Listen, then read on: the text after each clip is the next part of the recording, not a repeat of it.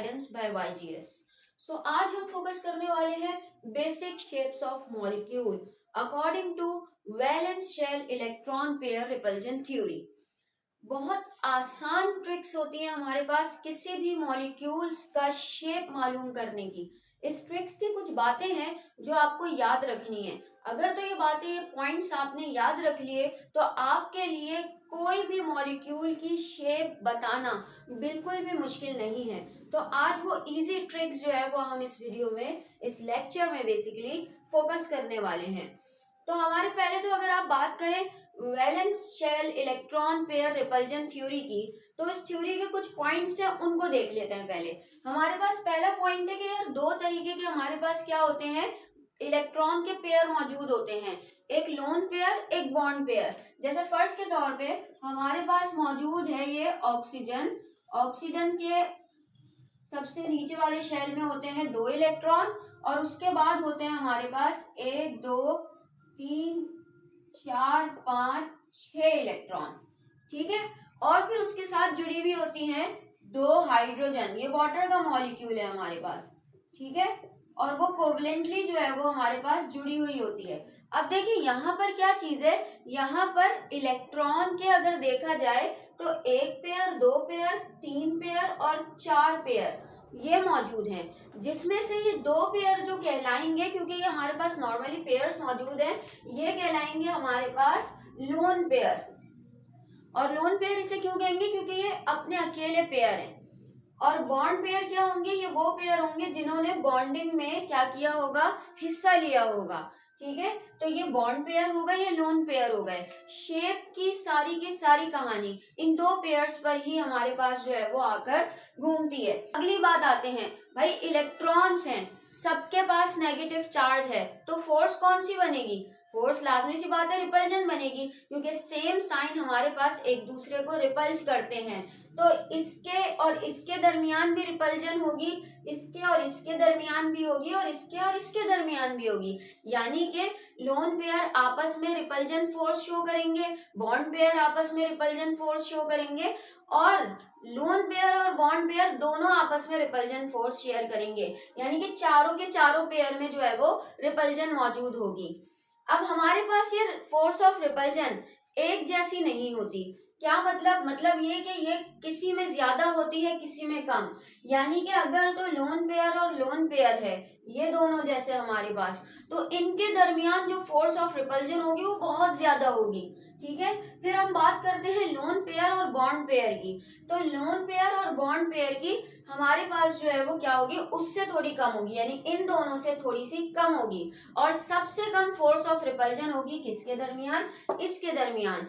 इस थ्योरी का सबसे अहम पॉइंट है ये, जिसकी वजह से किसी मॉलिक्यूल की शेप प्रेडिक्ट की जा सकती है कि क्या शेप बन सकती है।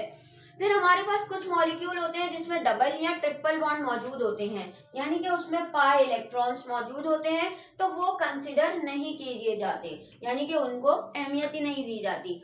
उस हिसाब से हमारे पास 5 बेसिक शेप्स निकल कर आती हैं मॉलिक्यूल्स की। अब वो क्या है, वो हमारे पास देखिए सबसे पहले तो लीनियर आती है। लीनियर का क्या कॉन्सेप्ट है कि हमारे पास अगर एक भी लोन पेयर नहीं है और किसी भी एलिमेंट के आउटरमोस्ट शेल में सिर्फ 2 ही इलेक्ट्रॉन है, वो भी अनपेयर है और उन्होंने बॉन्डिंग की हुई है, यानी कि बॉन्ड पेयर बनाए हुए हैं, तो हमारे पास जो मॉलिक्यूल बनता है वो इस तरीके का लीनियर बनता है। ठीक है, अब ये हमारे पास देखा जाए तो एक सेंट्रल एटम होता है जिसे हम ए से शो करते हैं, और ये हमारे पास बॉन्डेड एलिमेंट होता है जिसने बॉन्ड बनाया हुआ होता है, 2 एलिमेंट, वो हमारे पास आगे अटैच होते हैं और एक दूसरे से maximum repulsion of force show करते हैं, और अलग अलग एक दूसरे के अपोजिट पोल पर जो है वो हमारे पास जमा हो जाते हैं। तो ये हमारे पास जो है वो लीनियर शेप कहलाती है। ट्राइगोनल की तरफ चलते हैं। अच्छा, अगर इसकी हम एग्जाम्पल पढ़ें तो हमारे पास आता है BeCl2। Be बेसिकली बेरिलियम है, इसके आउटर मोस्ट शेल में 2 इलेक्ट्रॉन होते हैं, कोई लोन पेयर नहीं होता, तो एक इलेक्ट्रॉन जो है वो इसके साथ क्लोरीन के साथ बॉन्ड बनाता है और एक यहाँ पर क्लोरीन के साथ बॉन्ड बनाता है। जो एंगल बनता है इनके दरमियान वो 180 का बनता है तकरीबन। अब आते हैं ट्राइगोनल प्लेनर पर। ट्राइगोनल में क्या होता है हमारे पास, वही बात है, लोन पेयर इनके पास कोई भी नहीं होता।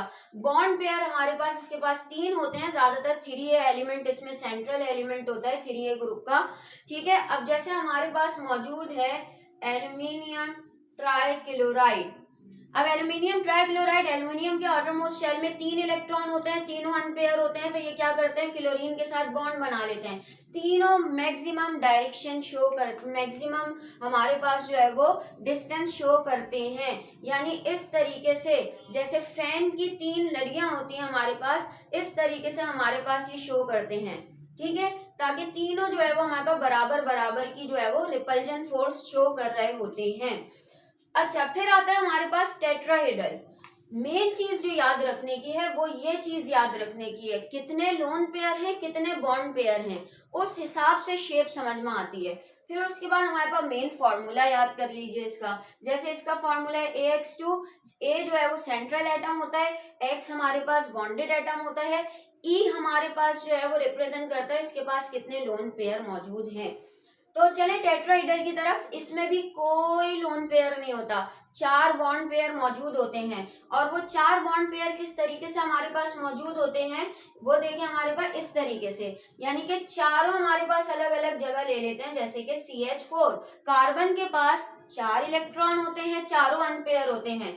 एक हाइड्रोजन यहाँ जगह बनाती है, एक हाइड्रोजन यहाँ, एक यहाँ, एक यहाँ, और ये हमारे पास जो है वो इक्वल डिस्टेंस के साथ, क्योंकि सेम ही है ना सारी, जो बेसिकली फोर्स ऑफ रिपल्जन है चारों के चारों बॉन्डेड पेयर के दरमियान, यानी इनके दरमियान है, ठीक है।